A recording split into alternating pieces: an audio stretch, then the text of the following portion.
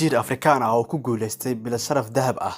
Jiirkan oo asal ahaan ka soo jeeda qaaradda Afrika ayaa bilad dahab ah oo caan ah lagu abaalmariyay kadib markii uu gacan ka geystay miino baaris lagu laga sameynayay waddanka Cambodia.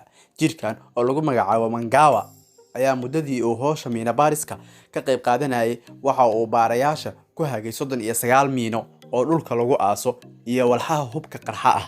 جمعية السمافلك حيوانك أي بقطوية إنجليزكا ومقعد لو صقابيو BDSI أيا بلاد دهب كو أبال مريسي جيركا كدي مركي أيو أقونستي إنو دادال بدن إيا هولقليي سيدو وآدانها أوبد بادين لها قطرت دان كمينادا جيركان oo daadiisu ay tahay 7 sano ayaa waxa miina baarista ku tababaray ururka samafalka oo loo soo gaabiyo Abobo oo ka diiwaan gashan waddanka Belgium. ayad lagu magacaabo Hero Art ayaa tan iyo sagaashamaadkii miina baarka ka shaqeynaysay ayaa adeegsatay jiirarka dareenkooda lagu tababaro inuu uriyo miinada kadibna inta lagu sii daayo aaga miinaysiga ama aaga miinaysan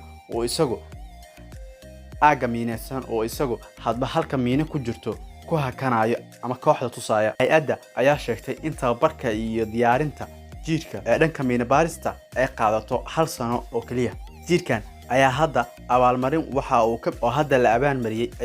ka mid yahay jirar ay hay'addu ka soo qaadatay dalka Tanzania ee bariga Afrika.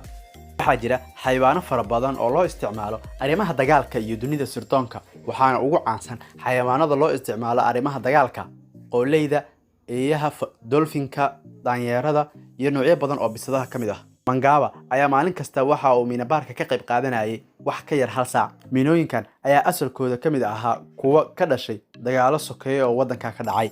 Mangawa ayaa ka qayb qaadashadiisa howlaha baarista dhanka miinooyinka ayaa badbaadisay dad fara badan oo ku nool waddanka Cambodia.